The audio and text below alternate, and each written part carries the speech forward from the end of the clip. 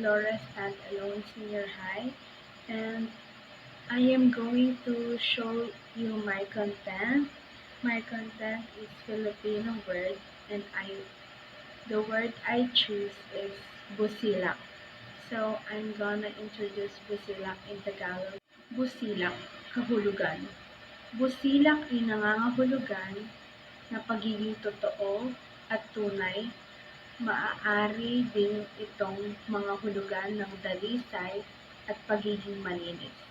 Halimbawa, siya ay ginantimpalaan dahil siya ay may busilak na puso para tumulong sa mga nangangailangan. Salungat naman nito ay pangit ang ugali, walang puso, hindi matulungin. So that was my content, and I hope you learned something from me, and thank you so much, and see you in the next video. Thank you so much. Thank you for watching.